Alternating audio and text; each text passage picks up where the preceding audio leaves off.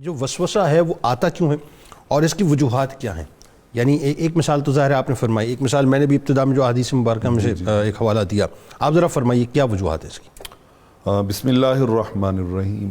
جنید صاحب، میں اس پر کلام سے پہلے تھوڑی سی وضاحت کرنا چاہوں گا تاکہ ہمارے ناظرین جو ہیں وہ اس ٹاپک کی اہمیت کو سمجھیں اور پھر اس سے اپنے لیے اعمال و احوال کی اصلاح کا سامان لے سکیں۔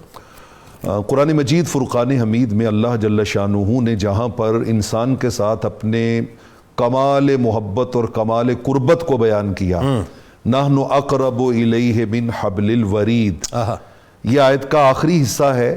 اسی آیت کا جو پہلا حصہ ہے وہ یہ ہے کہ وَلَقَدْ خَلَقْنَا الْإِنسَانَ، انسان کو ہم نے پیدا کیا، سبحان اللہ، وَنَعْلَمُ مَا تُوَسْوِسُ بِهِ نَفْسُ، اور ہم جانتے ہیں کہ اس کا نفس جو اس کے دل میں وسوسے پیدا کرتا ہے۔ وسوسہ بنیادی طور پہ دو طرف سے آتا ہے، شیطان کی طرف سے بھی اور نفس کی طرف سے بھی۔ ٹھیک، اسی لیے اس کی علماء لغت نے بھی اور ائمہ تفسیر نے بھی تعریف یہی کی ہے کہ حدیث النفس و حدیث الشیطان لا نفع فیہ ولا خیر، کہ یہ نفس کی طرف سے آنے والا دل میں خیال یا شیطان کی طرف سے آنے والا دل میں خیال۔ اچھا، اس میں جنات بھی ایکٹیو رہتے ہیں اور انسان نما جو شیطان ہے وہ بھی، شیطان کی ساری ذریت اس میں شامل ہوگی۔ ٹھیک، بالکل صحیح۔ وہ جو انسان، جیسے قبلہ پروفیسر صاحب نے فرمایا کہ ہر پیدا ہونے والے بچے کے ساتھ ایک جن بھی پیدا ہوتا ہے جو اس کا قرین ہوتا ہے، جس کو آپ نے ہمزاد کہا۔ لیکن یہاں پہ کرم دیکھیے کہ آپ نے کہا کیوں پیدا ہوتا ہے، تو اس کیوں کا جواب تو اللہ رب العالمین نے قرآن مجید میں جا بجا دیا ہے، لِيَبْلُوَكُمْ، انسان کی آزمائش کے لیے، کہ آزمائش کے لیے ہے کہ یہ تمہارے لیے ایک اٹریکشن شیطان نے تمہارے دل میں ڈالی ہے، اب تم اس کے اوپر ریئیکٹ کیا کرتے ہو؟ تم اس کو جو ہے وہ آیا حضور علیہ الصلوۃ والسلام کی اتباع سنت کے ساتھ رد کرتے ہو یا شیطان کی پیروی کے ساتھ اس کو ایکسیپٹ کرتے ہو؟ تو بنیادی طور پہ ہے تو یہ آزمائش کے لیے۔ لیکن کرم دیکھیے اللہ رب العالمین کا۔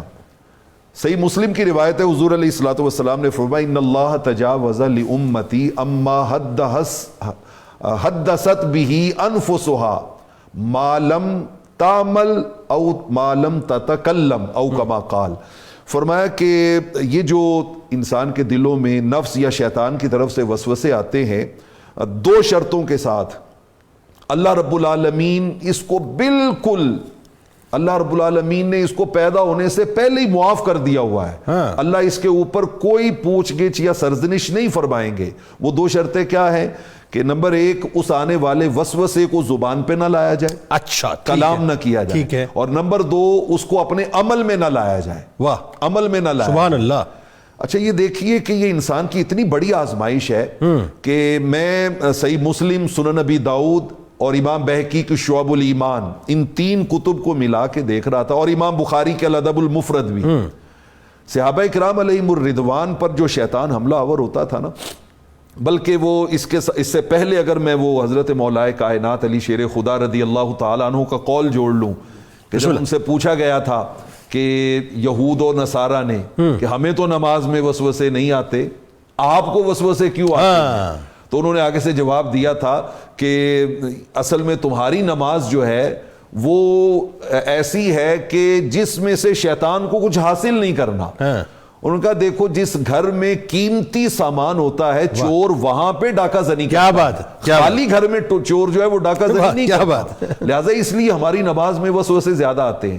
صحابہ کرام علیہم الرضوان ان چار کتب کے حوالے سے 6 اقوال ملتے ہیں ان کے کہ وہ آقا علیہ الصلوۃ والسلام کی خدمت اقدس میں آ کے اپنی اس پریشانی اور پشیمانی کا اظہار کیسے کرتے تھے۔ اور یہ ہمارے معاشرے کے عموماً جو ینگ جنریشن ہے اس کا یہ روزمرہ کا پرابلم ہے، روزمرہ، اور ایسے ایسے وسوسے بعض اوقات ذہن میں آتے ہیں، انسان اپنے آپ کو دائرہ اسلام سے ہی خارج۔ جی میں نے آپ سے کہا نا، یہ جو آپ دیکھیں نا، یہ وسوسہ ہی تو ہے نا کہ ایک سرٹن مطلب جو ہے وہ قبیل کو جو ہے وہ ایتھیزم کی طرف چلے گئے نا، بالکل ایسے ہی ہے، لادینیت کی طرف چلے گئے نا۔ وہ آپ نے جیسے ہی اس کو انٹرٹین کر لیا تو آپ جو ہیں وہ دائرہ اسلام سے باہر نکلنا شروع ہو گئے۔ بالکل ایسا۔ وہ 6 میں مختصراً آپ کے سامنے رکھنا چاہتا ہوں۔ مثلا صحابہ کرام علیہم الرضوان آ کر عرض کرتے یا رسول اللہ صلی اللہ علیہ وسلم، جو باتیں ہمارے دل میں آتی ہیں وہ اتنی بڑی ہیں کہ ہم انہیں زبان پر نہیں لا سکتے، کبھی آ کے کہتے یا رسول اللہ صلی اللہ علیہ وسلم اگر ہم وہ زبان پر لے آئیں تو ہماری آخرت برباد، اللہ اکبر، ہماری آخرت برباد، اللہ اکبر۔ کبھی آ کے کہتے یا رسول اللہ صلی اللہ علیہ وسلم اگر ہم وہ زبان پر لے آئیں تو ہمیں قتل کر دیا جائے، اللہ اکبر۔ کبھی آ کے کہتے یا رسول اللہ صلی اللہ علیہ وسلم اگر ہم ان کو بیان کریں ایک طرف وہ ہو اور دوسری طرف ہو کہ ہم اس کے مقابلے میں ہمیں کوئی آسمان سے نیچے گرا دے اللہ تو ہم وہ آسمان سے گرنا قبول کریں گے، اس کو زبان پہ لانا قبول اللہ۔ کریں گے۔ کبھی آ کے کہتے یا رسول اللہ ہم آگ میں جل کر راکھ بننا تو پسند کر لیں گے لیکن ان کو زبان پہ لانا ہمیں اللہ گوارا اللہ نہیں ہے۔ اب آپ اندازہ لگائیے کہ کتنا وسوسے کس سنگین، لیول کے ہوں گے، کتنا سنگین عملہ ہے۔ اللہ لیکن ینگ جنریشن رحمت کونین کا جواب سن کے سیٹسفیکشن محسوس کرے گی۔ آپ فرماتے یہ ساری باتیں سن کے آپ فرماتے ذالک صریح الایمان، یہی تو کلیئر ایمان ہے، اللہ ان اکبر، وسوسوں کا آنا یہی تو کلیئر ایمان سبحان ہے۔ اللہ۔ کبھی کہتے تل کا محض الایمان، ہاں ہاں، نتھنگ ایلس ایمان، ہاں۔ یہ ایمان کے علاوہ اور ہے ہی کچھ نہیں، ہے ہی کچھ نہیں۔ اور سبحان کبھی آپ فرماتے کہ الحمدللہ الذی رد قیدہ الی الوسوسہ، اس رب کا شکر ادا کرو جس نے شیطان کے ایک بہت بڑے حملے اللہ، کو، اس چال کو وسوسے میں بدل دیا ہے، اللہ اور اللہ۔ وسوسے کو اللہ رب العالمین نے پیدا ہونے سے پہلے ہی معاف کر دیا۔